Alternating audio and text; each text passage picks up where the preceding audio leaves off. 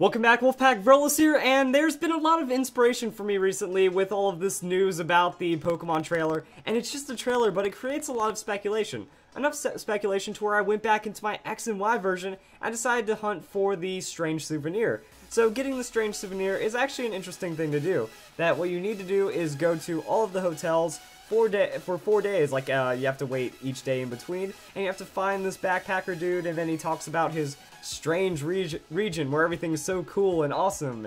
And Kalos is nice and all, but you know, his region, pretty awesome too. So you go and talk to him enough times, they hand you a Strange Souvenir, and they tells you something interesting.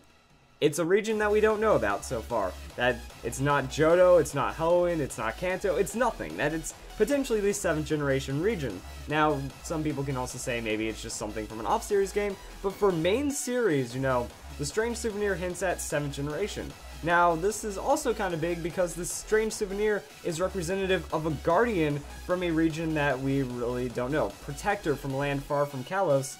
So, if we try to, like, understand this, you know, some people are looking at the new screenshots and they're saying, yo, what if the Strange Souvenir has something to do with this guy?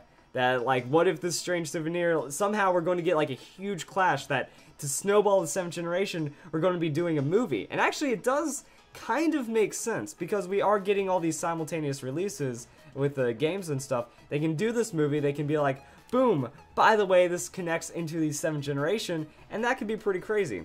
Also, if you just kind of keep breaking it down, 7th generation makes a lot of sense for 2016.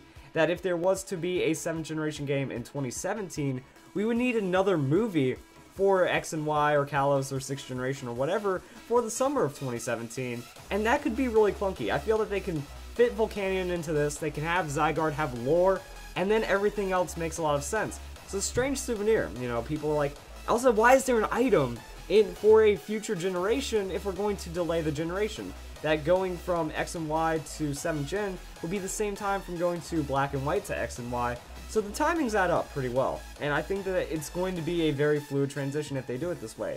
Also, since we haven't gotten any main series game news, you know, we have Super Mystery Dungeon for this winter, this is like a very imaginative thing that people are also looking in, like, I'm still feeling strong that this is very likely Zygarde.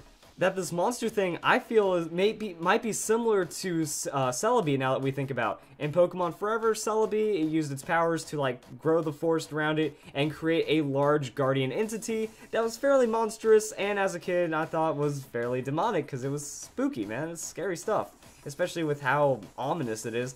And I feel that this monster thing that is shown in the Zygarde movie might have something to do with it. Maybe Zygarde, its special power that is hinted at in the Pokedex, it might just be in its cave, it might realize there's unrest in the ecosystem, so it uses the land to control this. That maybe this is actually something that Zygarde creates and controls to fight for it to keep this rest in the Kalos region, and that could be something pretty big. Because if we look at it, you know, there's a lot of similarities that I have talked about before.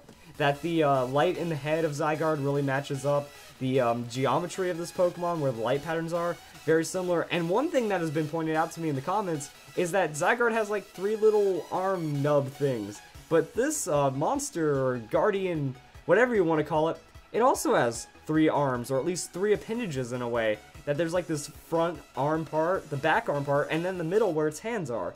So even though we don't have too much going about it, and we'll find out more about it in the next coming weeks and months, you know, you can look at this and actually kind of draw it out. You can see that there's correspondence there, and also that, again, geometry is very similar, that there's a spike to it. There's these curves to it that represent Zygarde, so it shows that this thing is related to Zygarde if it isn't Zygarde's form, or very similar to Zygarde, or something like that.